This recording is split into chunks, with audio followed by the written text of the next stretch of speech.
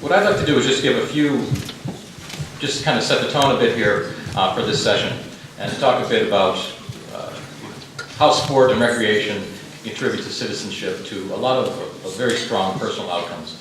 And then we're going to hear stories from some folks on the panel here who can give you much better examples than I will. First of all, I think it's important, we get asked this question, Alan and Pat and I do very frequently. Why focus on youth of all things?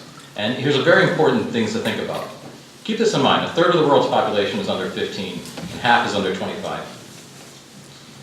Over 3.5 billion people. They call it the youth bulge, the demographers. And most of these youth live in the developing world. And to put it in some scale, by the end of today's symposium, there'll be 6,000 more of them born. And for those of us who are no longer youth, there'll be 3,000 less of us. So the trend is that they are rapidly taking over the world. It's young people that are out there changing things. So this is where the work is to be done. These are the people who are, in many places, making decisions right now, running communities, running societies, and in other settings, they're the people who are going to be doing it in the next 10 years. And if we don't engage them, we may have some issues. Now, I had to throw these up here. These are some kind of classic images from the 1960s. They were my favorite. One of my earliest memories was my mother dragging me to an anti-Vietnam War rally. And I was always surrounded by these hippies, I think.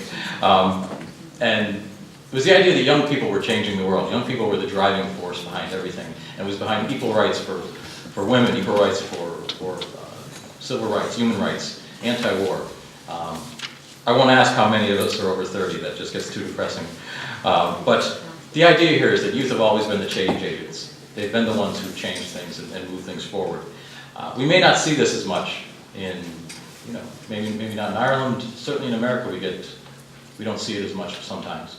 But the really amazing things that we see with UNESCO is the idea that we've got this tremendous new cohort of people rising up throughout the world that are taking the challenges on of changing the world and the human condition and just doing remarkable, absolutely astounding things.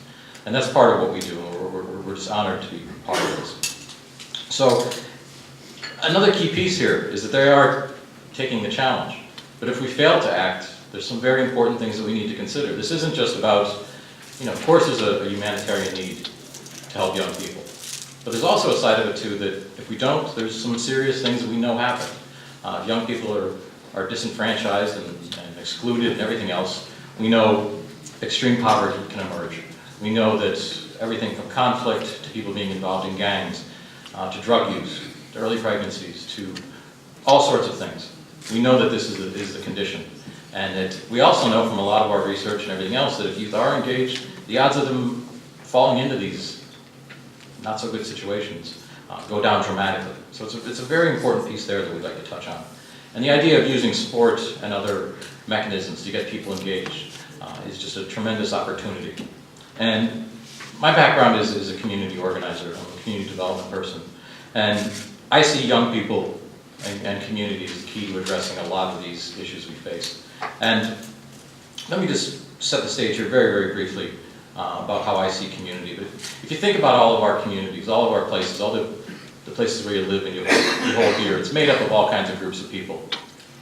All of them have distinct interests and they bring certain things to the table, but very often they operate in their own little small sphere of influence. Youth are often excluded from the process. And when they are included, very often we do it as a token gesture, or we say, please invite the youth, and then they make them sit at the corner and please be quiet. We need to engage them in a real substantive manner. And the key thing here is that at the center of this silly graphic of mine, you see there's an area of overlap. And what we often call agency or community capacity is the idea that all these groups, if we get them talking together, if we get them engaged, that it leads to a building of capacity for all the different needs we have. And we know it works, and we've seen this done in lots of places. So the key thing here is making sure we have young people engaged in the process. And this has been sort of our mantra for the recent years. But we do know from a lot of our research that if you build strong communities, it almost always equates to stable, civil, and just societies. And that's one of the things that we need in many ways, and a lot of our panels will talk about today. So let me just touch quick here on the idea of sport and recreation. Very often when we pose the idea of sport and recreation as being a venue for this type of engagement, people assume that it's just young people running around and playing a sport. It's a lot more than that. There's different dimensions to it. And I thought I would just touch on a few, and our panel can talk a bit more about that. Here's just some of the forms of engagement that we're talking about. We sport and athletics, but I really want to stress here that this isn't just about creating elite athletes. It's about sport as a mechanism for developing people across the board. That it's a venue for interaction. It's a venue for us to communicate and develop a whole series of life skills. All sorts of organized recreational activities that we'll talk about with some of our panels today. But key things too, like music and the performing arts. Some amazing work has gone on with some of our partners all over the world, where that's been used as a mechanism for everything from community building to healing in post-conflict settings. Art, literature, storytelling, and there's many, many others. So I'd like us to think a little broader today as we think about sport and recreation. These are all ways to engage people. They're ways that they cut across all the things we have in our lives, and we can build in different things within those. A couple of the aspects here I'd just like to hit quickly too. If we do this right, and by right I mean making this a non-exclusive type of thing, this is a conduit for positive youth development. If we think of all the sports and recreation things we've done, it helped us build resiliency, it helped us build passion for the things we enjoyed, it helped us build leadership skills, all this kind of stuff. It also helps us develop our social support networks. All of us are here today because of the people who help support us along the way. Not just our parents and siblings, but our friends and other adults and mentors and other people in the community. Other key piece here, by being involved in these activities, it allows people to be engaged in their local society, to carve out a place for them, to take on ownership of all aspects of making the place better. And it also is a venue, like I said, for interaction, but also for integration of all the different ways we divide ourselves. These different things can be a way that we can be brought together and pulled together more strongly. And I just had to throw up a few pictures of this. Think of sport as the ways that we bring together everything from gender equity to team building, to inclusion, to all sorts of things. And some of the outcomes here, just quickly to touch on, we've an enormous body of research and program evidence that by being involved in these types of activities, these are the kind of things that come up. We're better off for being part of the process. We're more inclusive and linked into our societies. This isn't by any means magic, that if we play some sports, everything becomes fine. But we do know if we do it the right way, if we structure and integrate our programs, that these kind of outcomes take place. Key thing here too I want to mention is that young people, and I started with this early on, but young people have always been the driving force behind social change. They've pushed our movements forward. They've helped identify the moral blind spots of our different ages. And through these kind of activities, and especially things like sport and music and other aspects, they can highlight these things that we may not see, or things that we may choose to ignore. And that is the key thing for moving things forward. And I had to throw up a few pictures here just of some of the people that I think are tremendously important in it. The ability, I guess, to have James Joyce and the Ramones on the same page was too tempting, so I had to do it. But all these people were young people that push things forward, that changed ideas, that have done things that are truly remarkable. On the bottom there, I'm sure Alan Cairns will mention it, but it's a group called Bare Feet in Zambia, who have done tremendous work through theater and dance and art to promote all sorts of things, from youth development to healthier living to all kinds of things. Now, I'll wrap this up now. I want to make it really clear that this idea of engaging young people through sport and all these other things, it isn't just a touchy-feely thing. It's not just, let's throw someone a ball and magic will happen.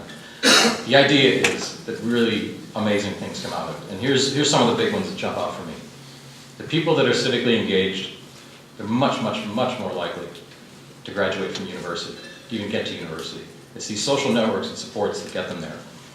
It's also the case that they're much less likely to get involved in all kinds of risky behaviors. And you can define those as you'd like, but across the board we see that this cuts down dramatically. This is my favorite one. By being engaged in their communities, young people realize that they can change the world. Many of us have become cynical, we've become old, we've become everything, where we say that the system's too big, it's corrupt, it's fixed, everything else. By being engaged, young people are 8 times more likely to think that they can change the world. And one last one that we need to keep in mind. In places where engagement has been stifled, where education has been stifled, we know that that's been the makings for all kinds of conflict, genocide, all sorts of incredibly bad stuff. So with that, I'd just like to move on here and just keep in mind here, Julie and Peter from the beginning, like I said, they saw this as more than just an event, but the launching of a movement. And I want you to be part of the movement. I want you to think about this. There are some absolutely tremendous, excited, and passionate people that we work with through UNESCO and through other groups that are changing the world, that are doing absolutely remarkable things on the ground. And I'd also like to keep in mind, remember that there's a big pocket of people that are coming along. You know, we got these hooligans here, which are going to be a lot of fun. The pace at which this group is growing is remarkable. And I want you to think about this. I've talked here for about 5 minutes, 10 minutes. 200 of them have joined us. The numbers are snowballing. And very quickly, we are going to be outlawed. You know, all of us old people. One last thing here, and then we'll move on. This is the absolutely wonderful stadium we're in today. I've been waiting years to be here. This has been like one of my dreams to come to Croke Park. As you know, it holds about 80,000 people. Once again, to put this in terms, here's how it'll be, hopefully on Saturday. There'll be a little tiny American football field in the middle. But basically, the stadium holds about 80,000 people. Over the course of this week, that's about how many youth will have been born. Think of these kind of numbers. Every week, 75,000 youth appearing. These are the people we have to engage and the people we have to work with as time goes on. We need to empower them and to set them forward on a lot of things that they're doing. They're going to do great things. They're going to change the human condition, and we need to engage them now, not treat them as adults in waiting. They're ready to do it now, and it's a tremendous opportunity. So with that, I will turn it over to our panel, and they can talk a bit about their amazing experiences and their work, and then we'll open it up for questions and answers. And part of this, by the way, our plan is to get tremendous feedback from you today, and from our panelists and everyone else, and shape a declaration that UNESCO, UNICEF, the UN will use to help push these sort of things forward. So with that, I'll hand it over to our panel, and thank you all again for being part of it and for being here.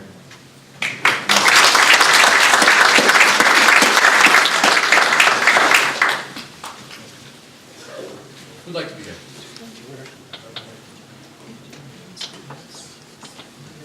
Go up there. You can go up there. You have a microphone there, whatever you like. Yeah. Go up there. Let's sit here. Sit up and down. Yeah. I suppose just to start off, thank you Mark, Pat and Alan for inviting me here today. Privileged to be on the panel and to speak. I'd like to wish you all the very best in your endeavours as UNESCO chairs going forward, and congratulate you on this wonderful event. And thank you also for your support in our leadership programmes in Ireland and Zambia, which have been hugely beneficial to the work we do, so I appreciate that. Do you want us to introduce ourselves and speak for a number of minutes, Mark? Yeah, if you could just introduce yourself in maybe 5 minutes or so, tell us about your work and your experiences, and then Okay. I suppose first of all, my name is Alan Kearns. I'm a chartered physiotherapist by profession. Like Hugo here, I graduated from Trinity College. I was a sports person, having played hurling and football for Galway. I'm lucky enough to play outside there, a huge privilege for me. I also dabbled in music and the arts as a youngster. Not great at that, but I still found huge benefit, and I'll explain that later. I'm also the founder and CEO of a small international NGO called Alan Kearns Projects, who works mainly in Zambia, and our main focus really at the moment is on working with youth development, in particular with vulnerable youth, orphaned, vulnerable and disabled young people, through the mediums of sport, music, arts, theatre and other forms of recreation. I suppose I'll just respond to the question, as you asked Mark, in 2 ways. First of all, about my own experience really, and how sport and recreation really shaped my own character, my own development. my own leadership and my own citizenship really, and also then just describe briefly the impact of our programs have on the young people in Zambia and in Ireland. Is that okay? Okay, first of all, welcome everybody. You know, I grew up back in the early 80s and 90s, and I suppose there was no such thing as formal youth leadership programs back then. The formal education system really just concentrated on academic achievement in my time. It's improved now a bit though, I think. So the drive in the school was constant about points. No emphasis on the softer skills of life, leadership skills, interpersonal skills, resilience, or any of the skills that we really needed to cope with the pressures and strains of being a young person. That's where sport and the community activities came in. So for me, being involved, particularly in the GA, I'll talk from that first, gave me a huge sense of a social support network. You know, the greatest human need, we all agree, I think, is to be loved, to be belonged, and to be valued, and to feel belonged. So when I belonged to my club team in Claren Bridge, you know, that gave me a special bond between us as a community. That's, you know, I suppose that was the first major step in the formation of my own positive self-image, my own positive self-worth, and development of my own confidence. I don't think if I had that, if I don't think we had that community spirit, that sense of belonging, that sense of acceptance, that my own development may have been stifled. Also, being involved in sport, I was introduced to unbelievable role models, unbelievable mentors, and unbelievable colleagues who really influenced me and shaped my development by their actions and behaviours more than their rhetoric. You know, we don't realise, I suppose, the influence we have as coaches, as mentors, by our actions and behaviours. And I'll explain maybe later if I get a chance to such individuals whose simple actions inspired me to do the work I do in Africa. I might just share it with you. Two coaches of mine, one happened to be my father and one happened to be another coach in the club. Back in 1984, when Live Aid was on and Bob Geldof was raising the money, I remember watching the news on television and I was afraid of my life. I had to run out of the TV and hide behind the couch when I saw the emaciated bodies from Sudan and Africa. And I remember at that time, my dad and my other sporting coach won a golf tournament. And they won £1,800 for it at the time. And I remember when people asked me, what got you interested in Africa? And I traced it back to their simple actions. We hadn't much money at the time, and they donated every penny to Live Aid and to Bob Geldof. And I suppose little did they think that their simple action back then, when I trace it back now and I go deep, why did I really go to Africa? I keep coming back to that one single point. Huge positive role models, by their actions and by their behaviours, which signified their values, just inspired me to do what I do today. And I suppose they didn't realise that their £1,800 back then has led to 5 or 6 million euros later helping young people in Africa. So we should never underestimate the power of our action and the influence they have on young people, and the power we have to ignite passions and beliefs in young people. They also inspired us to dream, to have goals, to set out plans to achieve those goals, and they also instilled a huge sense of belief in us, all my coaches. Some were bad, obviously, they were negative, but you blocked them out. But the majority of my coaches and mentors were hugely positive, and they inspired goals, dreams, visions, passion, resilience, coping skills. We had to deal with defeats, deal with injuries, deal with ups and downs, deal with losing big or Irish finals, huge, big blows for us, but they taught us coping skills to deal with these. And that gave us huge resilience as young people growing up. A huge belief, huge passion. I suppose their genuine interest in it as well also made us feel a sense of real value as human beings. They treated us as human beings, not as individuals. And that's one thing I've hugely learned from my coaches growing up. That now, me as a leader and working with people, I have to see them as human beings first, because we're all human beings at the end of the day. We all have the same fears, passions, beliefs, anxieties. And if you can have a happy human being, you will have a happy youth, you will have a happy player, you will have a happy employee, thus you'll have a high performing, who will be a lot more loyal. There'll be a mutual sense of respect, mutual sense of self-value, and people just feel connected and engaged a lot more. I suppose they also taught us the power of positive relationships. These are the things I learned through sport and through my mentors, and these are things that that young people worldwide learn, in my opinion, maybe I'm wrong, learn through sport. They also taught the power of self-care, self-love.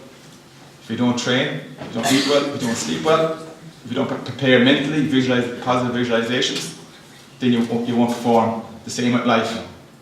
They taught us that for life as well.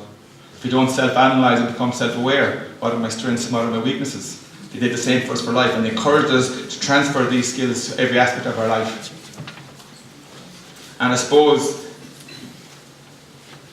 they also taught us the power of team, the power of developing positive relationships. I think it's a vital skill that's often neglected for young people. They're not taught the power or the importance of developing relationships, because without getting on with people, we cannot achieve anything. We need to work with people. We need to work with people in a positive way and lead them and work with our teammates, work with our management, work with our colleagues to achieve anything. And also, I suppose, as Mark mentioned it there, being the social support network that we had, we never felt isolated as young people. If we had a crisis, I knew the first people in would be my family, the second people in would be my club. Take any rural GAA club, a sudden death or a funeral or a tragic situation in the community. Who's the first in? Who does the removal? Who does the car parking? Who makes the tea? Who makes the sandwiches? It's the club. You have a huge sense of attachment, a huge sense of... And we were expected to do that for others. We were expected to react to the crisis in our village. If somebody got flooded, we were down cleaning out the house. If somebody's house got burnt down, we were down gutting it out. If somebody died tragically, we were over making tea, making sandwiches. You know, simple things, but they instilled a huge sense of civic engagement in us, and a huge sense of responsibility, and a huge sense of awareness of helping others. And I suppose I brought that then so as you can see, I've learned a lot from my mentors and from sport, and I've used that in my own life going forward. And I work a lot with young people in Africa now, where our main focus and our vision is to empower young people and communities to shape their own future. 5 more minutes? Huh? Yeah. Okay. So just briefly to share what we do in Africa. We work, and I'll use one case study, we work in a town called Kayoma, which is a rural town in Western Province, which is by far and away the poorest province in Zambia. We were brought there first by an Irish nun to support an orphanage she was running for orphan and vulnerable children. With her we developed a community school where over 1,000 young people go to school now, and it's progressing up to a secondary school or a high school.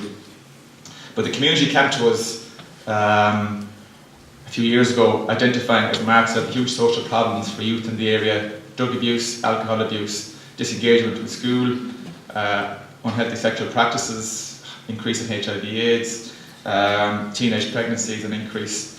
So we just had a discussion with them, and they identified that the big need for the area wasn't food, wasn't anything else. It was they needed sport and recreation facilities to positively engage the young people. And then through these mediums of sport, music, dance and other recreation, we would educate them in life skills, leadership, health and sanitation, HIV awareness. So with that, we did that to huge success. And we've evaluated recently. We built a sports centre.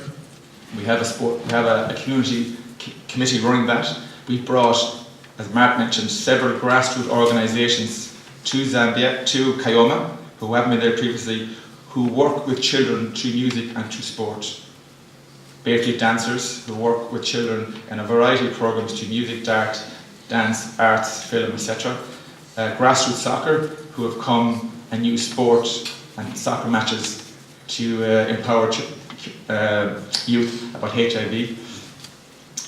We have also founded a soccer league and support the local soccer league with over 53 teams now participating in the soccer league.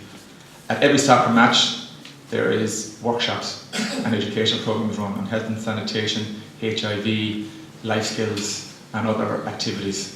And we've also ran a leadership program to huge effect, which was we partnered with Feroga, and we've adapted their youth leadership. highly successful youth leadership program here in Ireland. We've adapted it to run in Zambia, and Dr. Sue Redmond down there from the Best Practice Unit and the University of Ireland has evaluated it with massive positive outcomes, whereby I'll just read one or two, or I can talk about them later, whatever you want, Mark. Yeah, okay. I'll leave it at that, and sorry for unfortunately I got it. Thank you for listening. So as you can see, I'm very passionate about sport. I've seen it in my own life, and I've seen it to come to a huge positive impact on vulnerable young people in Zambia. So thank you for listening.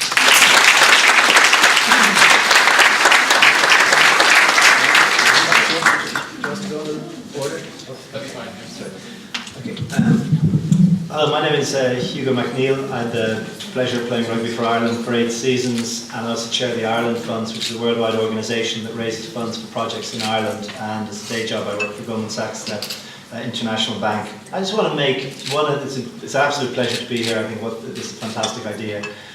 I just want to make maybe 3 sort of introductory sort of points. One of the things, and Alan touched on it as well, is the ability of sport to give confidence and fulfill potential. When I walked up here this morning, as I always do when I come to Croke Park, coming up Buckingham Street, I passed a youth club called Belvedere Youth Club. Some of you may know it's in one of the toughest, hardest parts of Dublin. There's a lot of drug abuse, broken families. The work that's done for the kids there is absolutely fantastic. A few months ago I brought in Bernard Brogan. Bernard Brogan, who all the Irish people will know, is the big star of the Dublin GAA team, will be playing here on Sunday. The first reaction of the kids was, not, this is fantastic, Bernard Brogan is here, but why has Bernard Brogan come to see us? Because we're not actually worth a lot. If I brought Brian O'Driscoll to Blackrock College, a private school on the south side of Dublin, the kids would say, oh, this was all absolutely what I'd expect. And it was fantastic to see, as they realised that Bernard Brogan wanted to come and see them, the sort of confidence that kind of developed in them.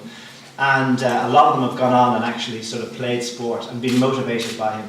And Mark talked also of the sort of the power of drama and other things. These kids get no encouragement at home. And so one of the things, we back at sort of a musical. They work for 6 or 7 months. It could be Grease or Hairspray. And whatever it was, they just work and they do a fantastic job. And the program is just like that. They do a little program which is just like a Broadway program or the Gaiety Theatre or the Abbey Theatre.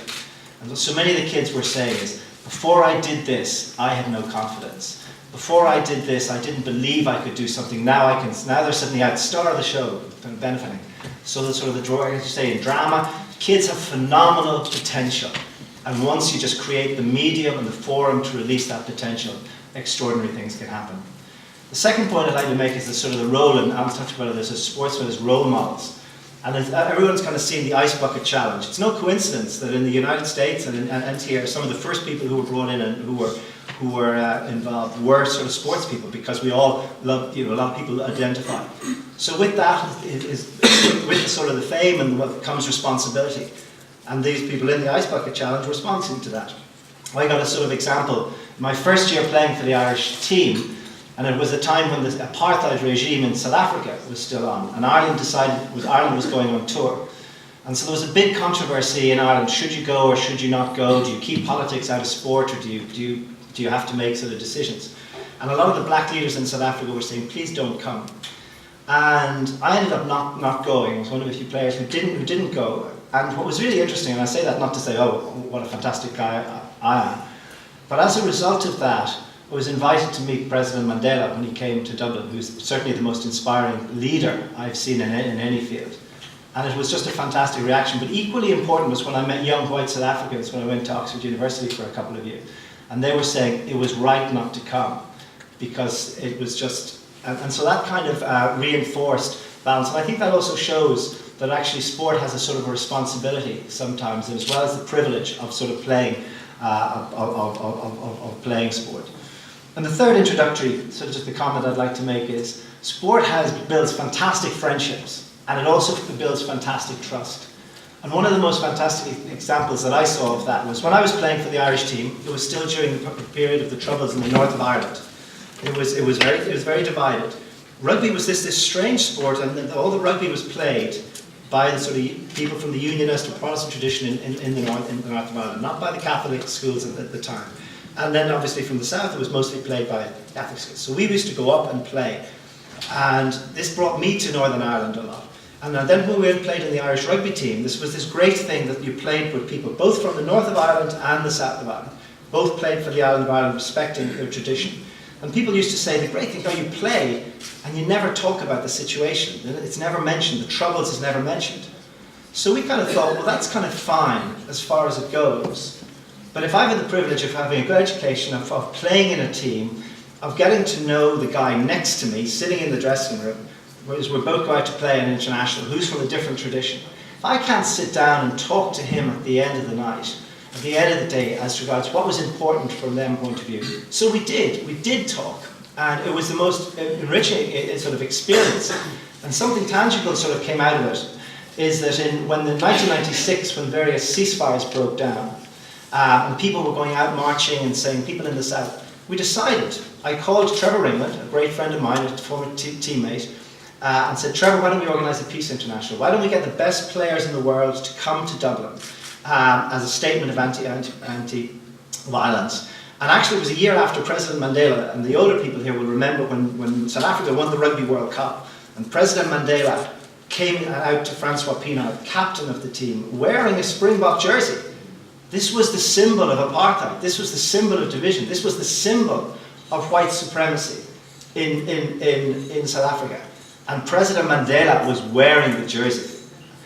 And so Francois, who I've got to know since, because we called him, we said, Francois, you've got to come. This was a year after. If we want to fill Lansdowne Road, short notice. So Francois Pienaar and all the best players in the world came to Lansdowne Road. And there was children from all sides of the community in Northern Ireland who had been touched by the violence. And it was the most extraordinary sporting event, because people who had never been to Rugby International, had never been to a match in their lives, came. And thousands of young people came and said, I want to be part. This is the sort of the new Ireland. This is what we're building. And the simple point was, the trust and the friendship that was developed through sport gave you the confidence to sort of take risks and go out of your comfort zone, and good things happen. And that was special. Thanks very much.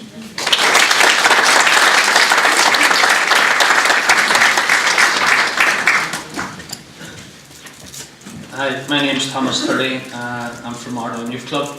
I'm based up in the North of Ireland, in North Belfast. Just a wee bit of an introduction of myself and some of the work that we do, based up in Ardon, and our partnership with Alan and the Shangle. I'll sort of run over some of the stuff we'll do, and then Alan will sort of elaborate on it. Much of the work that we do is very jointly done together, within regards to some of the programmes and that we run. So, as a youngster, I grew up in the community that I work in now, and obviously, growing up in the sort of late 80s, early 90s, there was always times when both communities were divided. And that sort of stemmed on right up throughout my childhood until I started working in Ardon Youth Club itself. And through times it was always something that I wanted to look at, was how people engage with the other communities that surrounded you, and how sort of the work could come about and what it could create. So when I became the worker in charge of the youth club, it gave me the opportunity to sort of start recreating some of the work that had previously been done and see how we could build on that there. First created the link with Alan when he worked in a project before the one that he's in now, and we done some small scale bits of work. But when he got more of a role in the Hammer Youth Club, which he's based in now, it gave us an opportunity to sort of create stronger projects, which we were both sort of involved in, but also empowering the young people to come alongside with us, the ones that we were working with, and developing and building on the process of where we were looking them to get to. Some of that there is stemmed off from our own working relationship and the relationship that we have, as friends outside of work, both coming from two different communities, and that sort of involving around the young people. But also using the example of some of the stuff and the people that we've aspired to, and using it, as Alan that sort of said there, about role models, and letting young people see who the role models are and aspiring to them to continue to develop them in their communities. If people don't know, Ardon and Shangle, the two communities itself, are two very deprived communities based up in Northern Ireland. You know, they're both within the top 10 multiple application ranks. You know, the low educational attainment is also a big hindering factor, and we see ourselves as sort of being able to advance young people in that and bring them on the process of gaining sort of educational outcomes by being involved in some of the work that we do. We created a programme called Our City, and the city stands for Communities Integrated Through Youth, and that there is a full partnership between ourselves and the Hammer. Alan will talk a wee bit more about that programme and some of the opportunities that are involved in that, but one of the key ones that stands out in it is the Belfast to Blanco project. Blanco is a town based in South Africa in the Western Cape, which we attend every year with young people from Ireland and young people from the Shankill. The programme itself is all self-funded by the young people, so it gives them a wee bit of an opportunity. It's a bit of a struggle to begin with, you know, to raise the funds and what's needed within it, but very much young people believe it's about them that's going out and helping the young people and the children in the townships in Africa. A bit of it is that, but it's also about how they're helping themselves and how they can bring that back to instill that in their own communities where they come from. As part of the Our City programme, we met Sean Campbell from Croke about a year back when we just established Our City as a pilot programme, and we looked at the Leadership for Life, and we run it out for a number of our young people this year, and it was fantastic. The young people got great satisfaction from it. You know, they have taken on board most of the outcomes of what's involved within the programme. A number of them will be graduating this year as part of the programme, and we hope that that relationship continues to strengthen throughout the next number of years, and we can still continue to run that programme out and have young people from Ardoyne and the Shankill graduating even more so in the future. So I'll pass us over to Alan now, and it's a pleasure to be here. Thanks very much.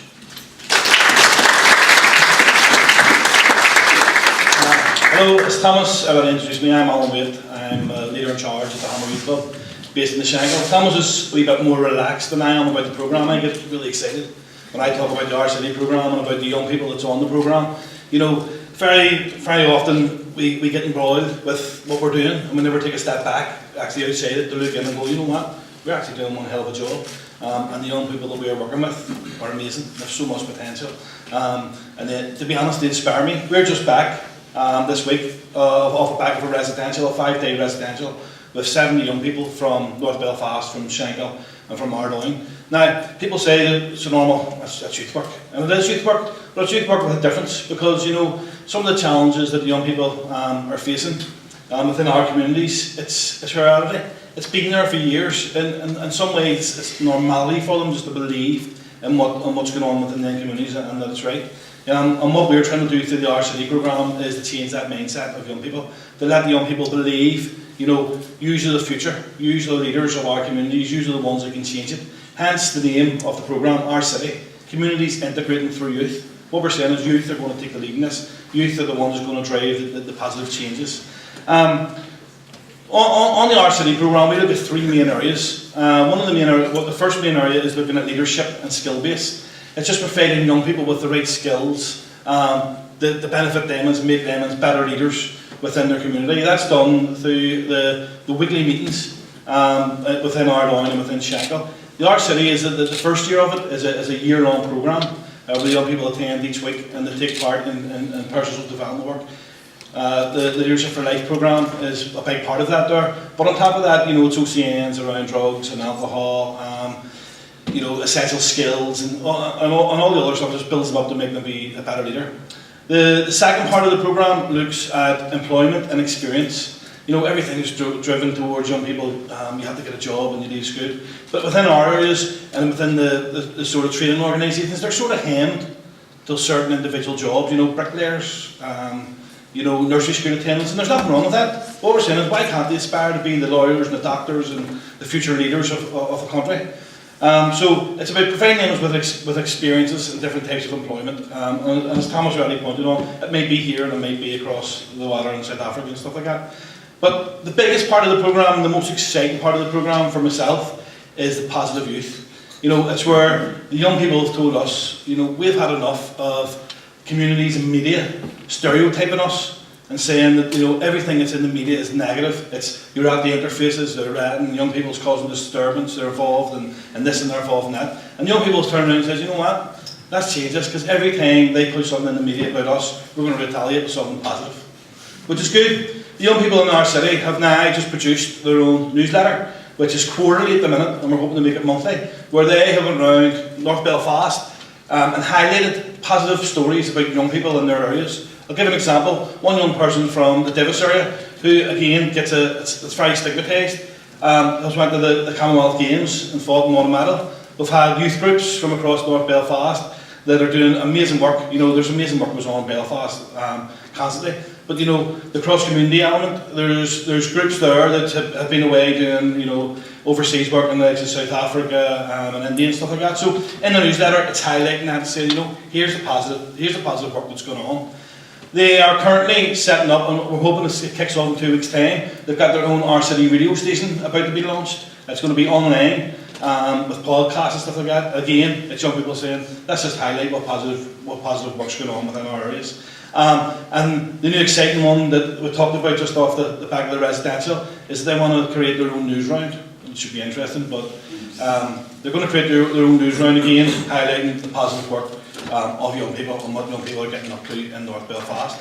So that's a programme. There's so much more to it. And as Thomas says, and the other boys have talked about it, you know, role models are very important, especially within our community, because for so long in the past, it was, you know, paramilitary leaders or politicians that seemed to be the role models in the communities. Young people aspired to be because they've seen them in their jewellery and their big cars and their flashiness and like that. And you know, times are changing. I believe, not all now, but I believe that a lot of work just after the peace process, a lot of money was put into our areas and wasted. I believe it was tokenistic. But now, you know, I really see the change and I really believe in what's happening. And it's good because when people start coming to you, role model sports stars like Carl Frampton approached us, could he meet with the RCD young people because he'd heard and seen so much of what was going on. It was class, you know, for him to walk in onto the Shankill, to meet young people from Ardown and the Shankill. The buzz was unbelievable. The crowds from both areas that congregated outside the club and inside the club without, you know, any hassle, no incident. It was just brilliant. We've also had the Ulster rugby team out, especially the 2 South African stars. I think it was Pienaar and Muller, come out to meet the guys before they headed out to South Africa for their mission. And again, it was class. The local media was the first time that we got positive feedback from young people. It was on UTV, both before we went and coverage and we got back. So we thank UTV for that. It was class. So we continue to do the work we do because we really do believe in young people. And it's about installing that belief in young people that they can take the lead and carry the programme forward. We're just moving into our 2nd year. It's exciting. We don't know what it holds, but I'm sure in the hands of the young people that we're working with, you know, it can be nothing but a success. So thank you for letting us share where we are with our programme, and hopefully I get the chance to chat with some of you later on. So thank you.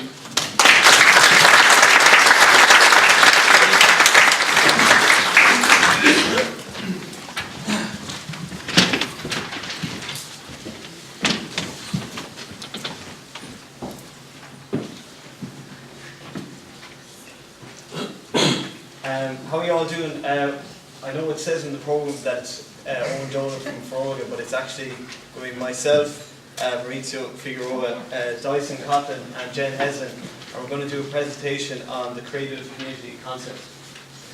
So yeah, my name is Owen Dolan. I work with Ferroga. I'm a youth development worker in Galway City, and I specialise in work with young people through music technology. Hello, I'm Mauricio Figueroa.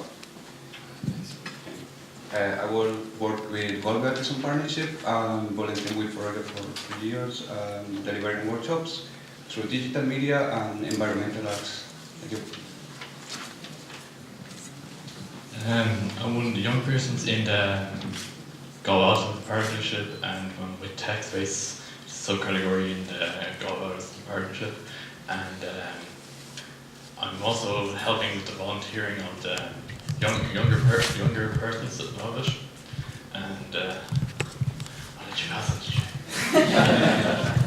Thanks. My name is Jen Hessling. I'm a community artist that works across Galway City. I'm predominantly at the moment working as a creative facilitator in the Galway City Youth Cafe with the wonderful Froiga and Galway Autism Partnership, who are running ASD specific youth clubs in the Youth Cafe at the moment. So that, I don't know how to work this clicker, but okay, so that brings you on to why we're all here standing in front of you, which is collectively we work under an ethos that we came up with, which is called the Creative Communities Concept.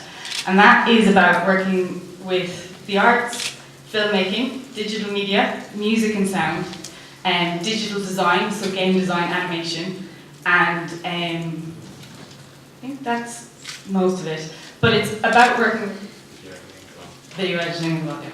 And it's about working with young people's special interests, incorporating whatever their interest is, whether it is history, sport, anything, and sharing purposeful experiences with young people and the local communities. So, moving on. We put together a little film because there's so much going on, it's so hard to explain it here as 4 people, so it's only about 30 seconds, so brace yourselves. Hopefully it'll work. No! No! Yeah.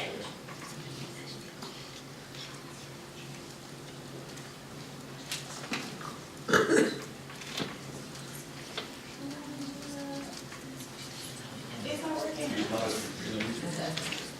Yeah, I have it on my. Yeah. Should have.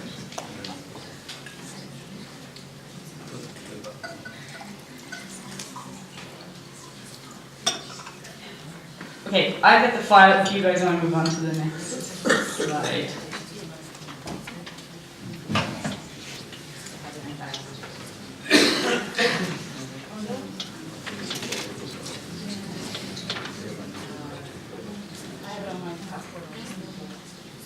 Yeah, so while Jen is just sorting out a technical difficulty,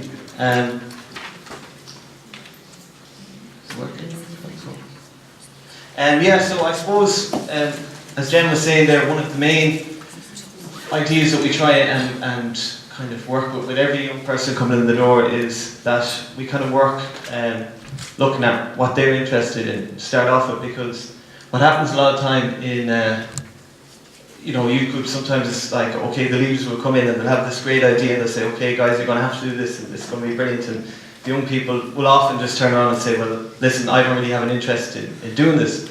So of course, like the first thing that we're asking is, okay, well, what kind of stuff would you like to do?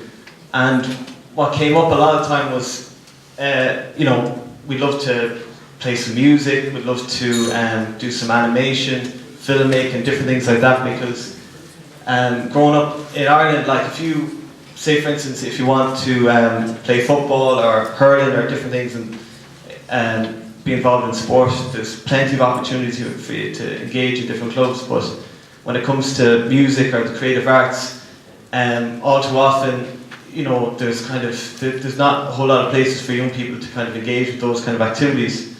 So I think that was one of the things that we really tried to kind of work with the young people, and to kind of see what kind of stuff that they wanted to do as a start point. So we've had things like, as the video will show, things like gig nights where local bands will come in and play with music. We've had filmmaking workshops, we've had animation, we've had songwriting clubs, and again, we've had young people from, very diverse backgrounds coming in, and again, the principal, and it's the principal of Croke as well, that we welcome in every young person coming in the door, no matter what background they're coming from. And I suppose It is.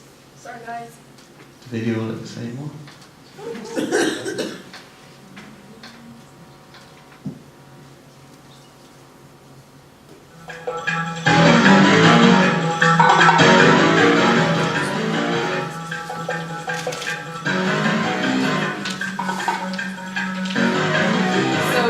What you're seeing here is text-based, a Ballyband hip-hop music video.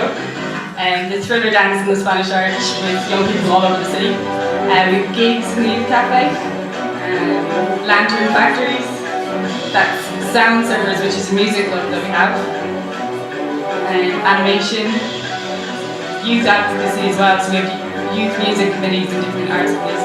That's the ASD club, so it's special interests. And yeah, that's just a little snippet of the types of things that are going on.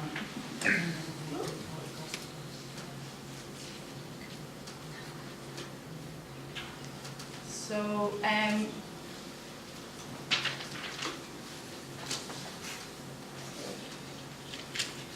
Dyson should be in charge of the computer. So, how do we involve young people? One of the ways, as Owen was saying, is through Jess Doyle's special interest model. Jess Doyle is a young girl who's on the autistic spectrum. She's 22 and she was a founding member of Galway Autism Partnership. And again, she just designed all of the workshops based on what the young people wanted to do each week. And one of the main things is that we will creatively and positively engage any young person, no matter what their background is. So on interdependence? Yeah, I suppose again, as I was saying there, we've a lot of musicians and filmmakers, a lot of young people doing a lot of things in the creative arts. So a lot of the time, we'll say even a band might come in and they'll say, okay, well, we want to record a song. And another young person will come in and will say, okay, I've been trained up how to use, say, some of the recording equipment. And then likewise, another young person might come along and say, well, I'm really interested in filmmaking, or, you know, I'd like to give you a hand with that. So in a very kind of grounded way, you know, as I suppose the class kind of progressed, we had young people that were integrating in a very positive way, and that they were, you know, there was a dependence there in a very positive way, whereby, you know, that they were working together to achieve something that was beneficial for everyone. And then I suppose,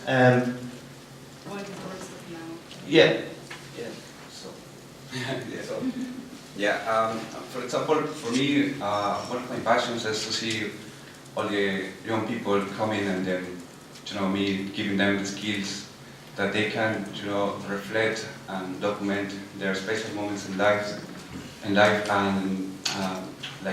from this learning, pass it to the young people, like, you know. So for me, that's something that is great. Sharing knowledge also, you know, that's amazing. It's great. Okay, I'm just going to pass you on to this second clip that we had at the end. Can I do the partnership? Yeah, I'm just passing on to the partnership, sorry. You should have downloaded the videos onto the desktop.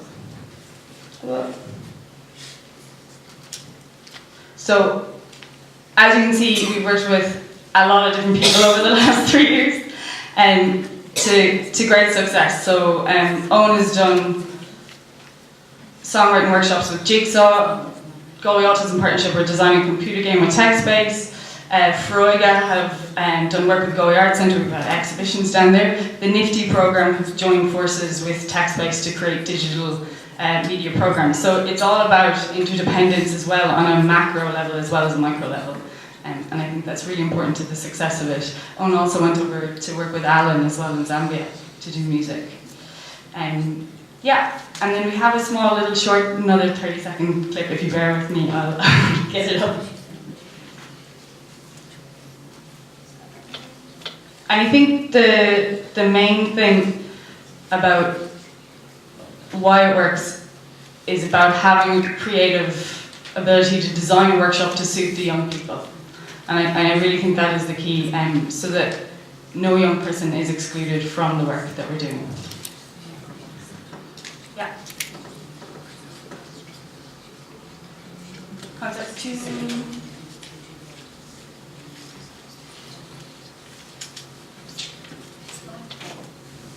Oh. Yeah, and just as well, I think, I suppose, as well as that we have the youth cafe there, it's a great base. So even if a young person, say for instance, we're running a songwriting workshop, or, you know, filmmaking or whatever it is, you know, we don't look to exclude any young person. So if a young person just wants to come in, sit down and have a cup of tea, and just socialise with their friends, and that's fine as well. So yeah, there's again more video footage of some of the things that's been going on. So we have like stop motion animation, music videos, environmental art, sensory gardens, sport, kayaking. That's green screen movies. It was recently screened in the town hall in Galway. That's part of the Nifty program, a young artist, Willow, St. Patrick's Day. So there's a serious amount of different activities going on, as you can see. Also, we do a lot of video tutorials and trainings. That's where Mauricio comes in very handy with digital media. And Christmas lantern parades. That's Zambia. And all of the young bands that come in as well, they're shown how to make their own music video. Yeah, and that's text-based there with Galway Autism Partnership from Freude. Sorry, that was a bit disjointed, but you get the idea.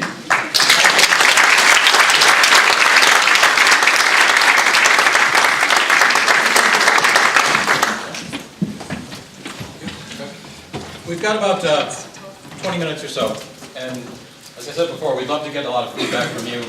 If you have any questions for the panel or any thoughts or reactions, we'd love to hear them. And there's a microphone roaming around here somewhere. I'll get my hands on, and we will. There's one here, Matt.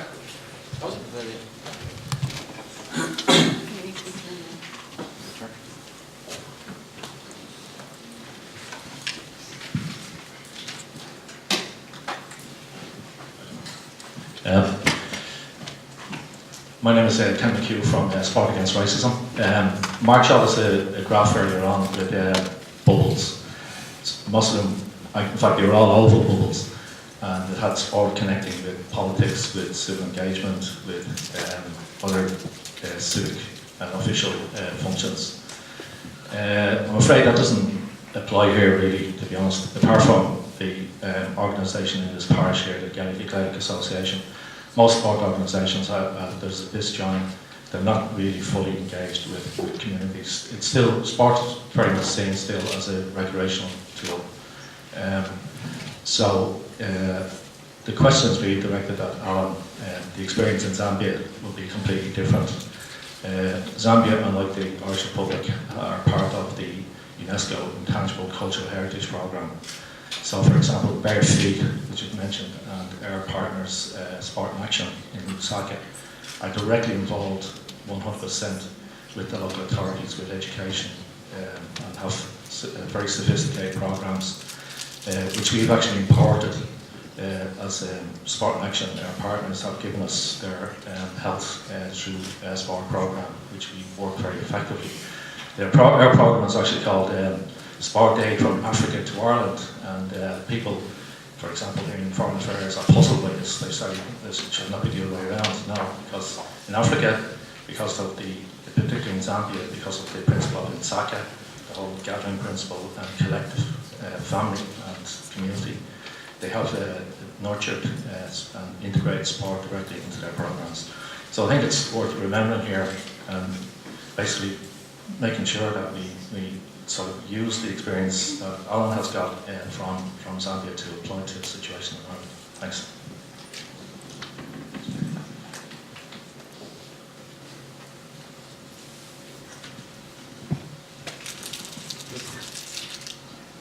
Hi, this was really fantastic. I appreciate all of your presentations.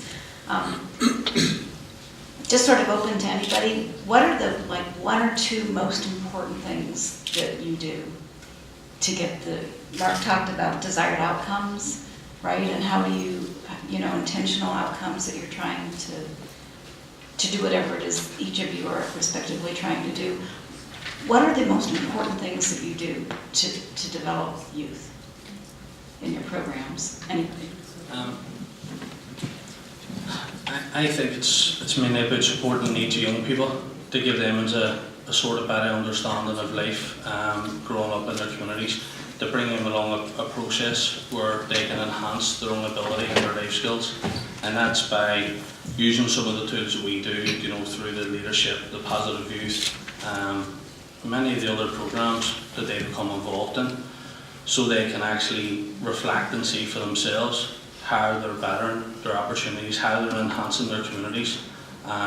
You know, the community relations stuff, intergenerational stuff, all that type of work that will give them a better opportunity in life. And you know, we're very much like the guy said there. We work with everyone and anyone. We do try and do as much one-to-one support as possible because there is a lot of it needed. You know, organisations are under-resourced in that. So hopefully that sort of summed it up a little bit for you, but I think it's about supporting needs and empowering. Just from my point, from the work we do with Croke and our partners in Africa, in particular Zambia, Mark mentioned they have huge potential. It's about giving them the platform and giving them the skills and tools, because in Africa, obviously, they have the same dreams and hopes that we have. They're becoming doctors, sports stars, nurses, whatever, but they don't have the opportunities or the structures in place. So it's about creating platforms and structures for them to, I suppose, develop life skills, develop the confidence to go on. So for example, in our leadership program, we piloted a leadership program thanks to Mark and UNESCO in Kayoma with very vulnerable young people who have very little opportunities. From that leadership program, and because of the skills and the confidence and the resilience and all the life skills they've learned, 12 of them decided to form an AKP Youth Alan Kearns Project Youth Committee on their own. They were then facilitated to be chairperson and all the roles that they took on. They then decided that they would bring sport and music to the rural villages. They saw themselves as change makers, as Mark said. So they, as a group of 12 young individuals, and remember in Africa it's very culturally based towards the elders, and the young people are seen not to have a voice, and they're very shy and afraid to comment. But these 12 young people took it on about themselves to create better change for the rural communities. Sport hadn't been into several villages for over 40 years. So they brought soccer matches out to the rural villages because the rural villages couldn't come into our centres because of transportation costs. There was no cars. And during those sporting matches, soccer matches in particular, the youth committee ran workshops on healthy living and HIV awareness. That's when grassroots soccer came in, and then they trained up those 12 and 8 more facilitators to go out to all the rural villages in Western Province and bring messages and run workshops through sport at the soccer matches while the matches were going on, and during half time they'd run these workshops. So that's an example of how empowering them with the skills and then creating a platform for them to go out, and they're amazing, they've huge potential, and they come up with that idea themselves, and they manage it and they deliver it hugely successful. I think about you give them the skills and the belief and the confidence and let them off. I concur with everything Alan was saying there, the lads there. I think the most important thing is actually to make sure that the young people are first with every part of the process, and the activity actually is the secondary thing. You know, it doesn't really matter, they could be doing anything. As long as they're something that they're interested in, that they want to do, that's the most important thing, because I think that development and their own personal development will, you know, naturally follow from that. But I think all too often adults are too quick to kind of impose on young people. Even there recently we were running a club, and you know, some of the lads that kind of came in that were saying, oh, you know, before anything, they were saying, oh, is there any chance to get a bit of food or something to eat? So even like that is a basic kind of building block for the young people coming in, that we don't, like, they have to tell us what their needs are before we can, you know, have a chance of actually responding to them. So yeah, I think definitely all of us here are passionate about different creative art forms, and that comes into our work.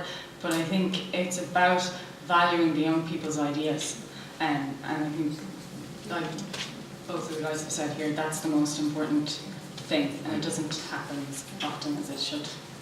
Sorry, and also the person center, I think it's important that we are listening to them, and then also like gathering everybody, building capacity between them, and linking networks, strong networks there for the future. Yeah. I remember a few years ago walking, actually just the other side of here, coming in from Croke Park, and there was a bunch of kids, and they were looking as though they were messing around with one of the phone boxes, where we had phone boxes. I was kind of looking over, and they were looking at me, and I didn't do anything, but as we walked along, we were sort of coming along, and they were kind of looking over as, you know, is this guy going to call the guards or something like this? And we came in sight of Croke Park, and we were just alongside. And I said, you see over there? I said, will I be seeing you guys one day playing for Dublin? And they kind of looked at me, they were about 10 or 11. I said, what are you talking about? And I said, look, I played rugby for Ireland for a year, so maybe one day you guys will play football for Dublin. And they said, do you think we could? How would we go about it? So the whole kind of thing was, what was the point? The point, I guess, is I sort of see now, when you encourage people, no kids, at the risk of gross simplification, no kid or young person is born bad. And so influenced by the influence, and I was a bit cynical of this kind of growing up when you got kids getting into trouble, was it function? You know, I've seen so many examples now through the youth, the youth clubs, the projects. When you give kids positive example, when you give them encouragement, when you give them role, good things kind of happen. Somebody I know who went to it's not a coincidence that 99% of the kids who come through the children's court come from the hardest areas of Dublin. So interventions of various kinds that build up encouragement, that build up self-belief, that unleash the potential. You're going to have a session this afternoon on the next day on disabilities. It's a wonderful institution in Trinity College called the National Institute for Intellectual Disabilities, which was a legacy of the Special Olympics, which actually people go to the university for 2 years. They come out with a degree. They do the transformation. And as somebody, a professor there said, thank the institute for removing the mask of disability to reveal the extraordinary ability that was there below. And I think that's a sort of a metaphor going beyond the disabilities. Anything that holds people back is this positive encouragement. And that's why I think events like today, groups like Croke and many others that are mentioned here in the UNESCO is absolutely so important. Okay, questions are coming up. Good. I was just wondering, how do you go about making sure that the young people are meaningfully engaged in the running of your programs? Like, I know your programs are for the young people, but how do you make sure that they're actively engaged in the process of it? Well, the young people decided what we're going to be doing, and we just have parameters of what we're going to be doing. We have a board at the start of a month or a few months, and we ask young people what would they like to do on certain days. And some of them said stop motion animation on Moshi Monsters or something. And we did that on that day, and then if they wanted to do more of it, we could do it next week if it was time. And some of them wanted to go to the beach on the next day, so we brought them to the beach, and we did creative environmental art up on the beach. So we're involving the young people in every way of the running of the place. I also think that doesn't happen straight away, and it takes a while to build the young people's confidence. So sometimes you'll be faced with a group of young people who are I don't know, which is a great starting point, because in that way you can be creative about how you're going to engage these young people. Okay, let's try this. Didn't like that. Let's try this. And once the young people start to reflect, using digital media, that's one of the things that Mauricio does in the workshops. Yeah, it's important that they have the capacity and the ability to do the research through themselves, through digital media. It's a very important process. Yeah. So the young people would film the project, edit a whole documentation of their project at the end, and that would be a way of them going, oh, this is what we did and this is what we liked. Yeah, and just in terms of just one final thing on that as well, it's that they're involved, as I said, at every step of the process. So even things like if there's issue around, say, challenging behaviour or whatever in the group, that they themselves set up, say, a group contract or something that they agree on themselves. There's no point, and again like that, you could be trying to, often you'll hear a lot of leaders, whatever, they'll come up and they say, oh, we have this great manualised programme, and the guy straight away might say, oh no, I don't want to do that. So, very straight away you have to be looking at every step of the process that they're happy with what's going on in the group. Otherwise, there's no point running it. Yeah, I guess I just wondering, is there an advisory board, or have your programs got directives with the young person represented on your plan? Just as part of the RCD programme, we have a youth committee within it who meet on a monthly basis. to give feedback on the programme, but also to put forward their ideas and how we carry it out. You know, in youth work, we always talk about it's about empowering young people and then designing programmes around young people, but there always has to be a starting point. You know, we talked about sport, we talked about music, we talked about all the creative arts. They're tools in the tool belt. What's important is the development of young people when we get them in to tell them events. With the Our City programme, you know, when we very first started out, me and Thomas was excited about getting to work together and bring young people from two communities together. We didn't really have a plan, we didn't really have a programme. But what we did, we had the young people. We knew that young people wanted to be involved, they wanted to, you know, build relationships with each other, and that was the key. It was relationship building. So once young people were comfortable enough to sit with each other and to work with the youth workers, then the ideas started rolling from them. So our programme was very much built around the young people's ideas and how we put that forward. You know, we're skilling young people up to take our jobs, really, aren't we? And that's what it's about. We've got one question here. Yeah, just a comment and a question. So thanks for your presentations. It's good to see the work that you're doing using sport or recreational music to work with young people. I guess it's important from, I suppose, from my perspective to just understand that the sport isn't a panacea, so you can't just do sport and everything will be great. I think that point was made earlier on, that you do need to construct things in the right way. The questions really relate to, if you were sat here, and it's to any member of the panel, if you were sat here a year from now, what would be the one biggest thing that you'd like to say that your work has changed? And added to that, what would be the one biggest barrier to you achieving that?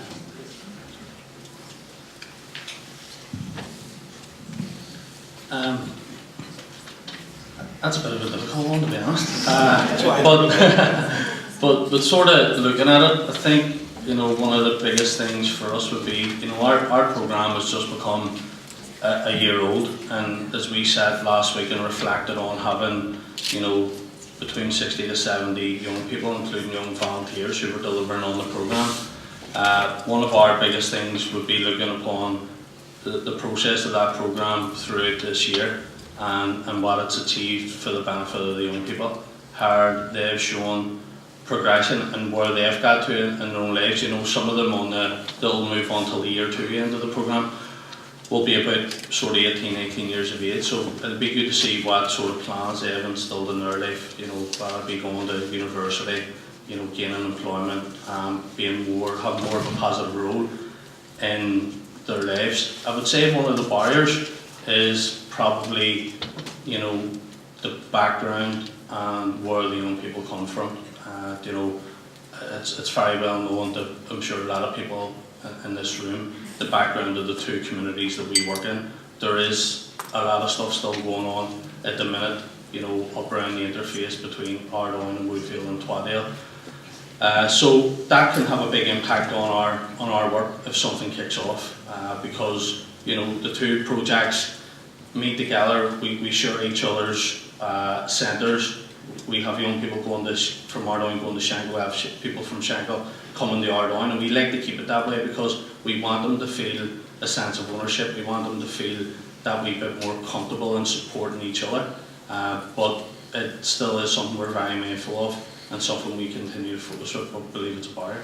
You know, one of the things that, in addition to the projects that we work with being more successful and moving on, I think this is interesting today as part of a wider sort of discussion that's sort of happening. Obviously, you're very focused on youth leadership, and this past panel is looking at sport. And I think it's very powerful. There's been a lot of great stories. One of the things that is interesting that's been starting to be looked at here in Ireland is how sport can play a wider role in actually fulfilling various civic goods. So what do I mean? Like economic, like social inclusion, like health. And it's really starting. I know there's people like Sarah O'Connor from the Federation of Irish Sport here. Last year at the Global Irish Forum, there was a panel on this. So what do we mean? So this is fantastic that this, you know, on the economic side, you know, when the Navy Notre Dame game came here a couple of years ago, it was 100 million to the Dublin economy. This is a huge impact this weekend. Young people are 20% of the people employed in sport and recreation leisure in the UK. The whole stuff around health. and exercise and the trends towards obesity, the costs that's going to have. Young people can play an incredible part in actually sort of helping sort of change sort of behaviours. And then there's the whole social inclusion side in terms that we talked about. There's the football leagues, football leagues cutting down the Garda draws and sort of the great strides through